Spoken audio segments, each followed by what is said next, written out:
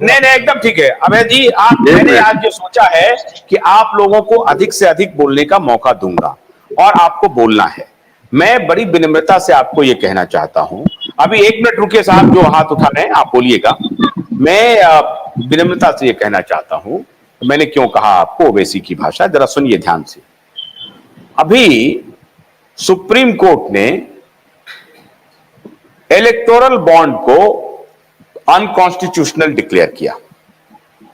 Unconstitutional declare करने के बाद स्टेट बैंक ऑफ इंडिया को कहा कि आप सारे डिटेल जो हैं इलेक्शन कमीशन को दीजिए। स्टेट बैंक ऑफ इंडिया ने कहा कि मैं नहीं दे सकता हूं। उन्होंने कहा आपको देना पड़ेगा, आप नहीं देंगे तो फलाना कार्रवाई होगी। उसके बाद एसबीआई को वो देना पड़ा। देने के बाद इलेक्शन कमीशन को निर्देश था कि इतने तारीख तक शाम इतने बजे तक आपको ये पब्लिक करना है। उसमें भी हीला हवाली होती रही। कहा कि भैया इतने हमारे पैसे आ गए हैं, उसको मिस करें, मैच कराएंगे, मिस मैच ये वो फलना डेटा करने लगा। सुप्रीम कोर्ट डंडा लेकर के बैठ करके ये काम किया। अब मैं आपसे जानना चाहता हूं माननीय अभय जी, 2010 से 2024 आ गया है, 14 वर्ष हो गए हैं। क्या सुप्रीम कोर्ट को यह मालूम नहीं है कि 60 करोड़ लोग इससे प्रभावित हैं? क्या एकदम मालूम है। मालूम है। क्या सुप्रीम कोर्ट को इस बात का इल्म नहीं है कि लोग परेशान हैं? बाकी जितने स्टेक होल्डर हैं सब परेशान हैं, चाहे एजेंट हो, निवेशक हो, कंपनी हो, कोई हो, सब परेशान है। हम इन्हें एक सलाह दे सकते हैं। एक मिनट आज तो उसका सुप्रीम कोर्ट को सब मालूम होने के बाद क्या सुप्रीम कोर्ट डंडा लेकर के बैठ करके आज जो उन्होंने अपॉइंट करवाया था 5,000 करोड़ की इनके देखरेख में पैसा जाएगा, वो जज साहब कहां है पता नहीं चल रहा है। उनको पैसा मिल रहा है, तनख्वाह मिल रही है, सब कुछ पता चल रहा है। मेरा कहने का मतलब है कि आज सुप्रीम कोर्ट चाहे तो आज इसी वक्त कमेटी बनाए। मैं तो बार बार कह रहा हूं, और आप लोग एक गलती कर रहे हैं, आप बार बार सहारा प्रबंधन को एक्सक्लूड कर रहे हैं।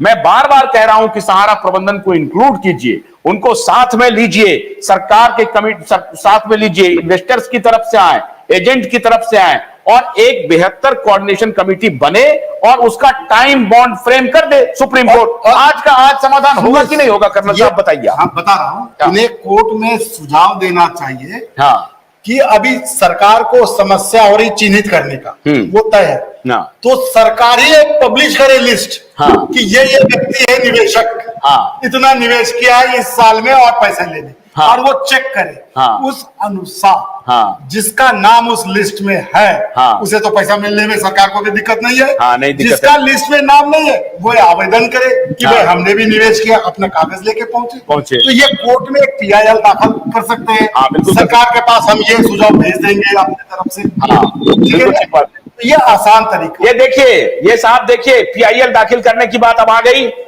सुनिए अभय जी, ये PIL दाखिल करने की बात आ गई ना अभय जी, बोलिए अब। मैं पूरी बात सुन रहा हूं, और सच ये है कि जहां से डिबेट की मैंने शुरुआत तो देखी है, और मैं था नहीं, लेकिन फिर भी जो बातें निकल के आ रही थी उसमें एक चीज तो बहुत स्पष्ट है कि जिस पे हम लोग बहस कर रहे हैं वो बहस मुझे जो प्रतीत होता है निरर्थक है। पहला चीज ये कि हम देश के 13 करोड़ इन्वेस्टरों के 86,000 करोड़ रुपए सूद ब्याज समेत की बात कर रहे हैं, और हम 24,000 करोड़ पे अटके हैं। हम सहारा सेबी पे क्यों अटके हैं? पहला चीज, सहारा सेबी के प्रकरण से देश के चारों सोसाइटियों के निवेशकों का कोई लेना देना नहीं है। वो क्यों अटके हैं वो मैं बताता हूं। कोई लेना, पहला चीज, मेरी बात पूरी हो जाने दीजिए, मेरी बात पूरी हो जाने दीजिए,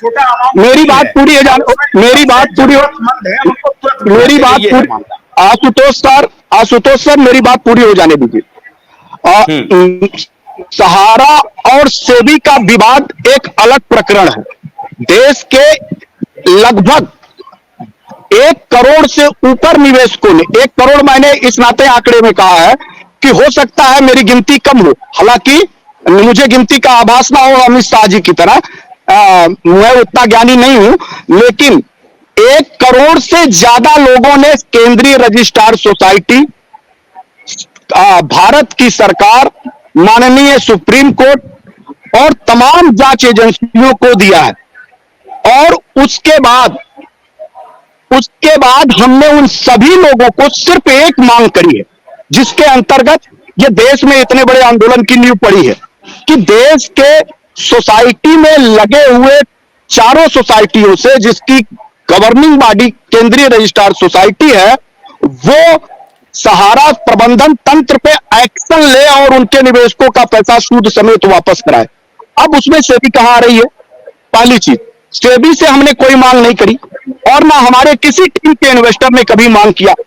सरकार गन्ने की कड़ी बुनियाद, जिसे मराठी में खुडक्या और कुछ उत्तर भारत के क्षेत्रों में खुटकी भी कहा जाता है, उसे केवल भोलानाथ का 2-in-1 बैटरी ऑपरेटेड हार्वेस्टर कम ब्रश कटर आसानी से और बिना रुकावट के काट सकता है।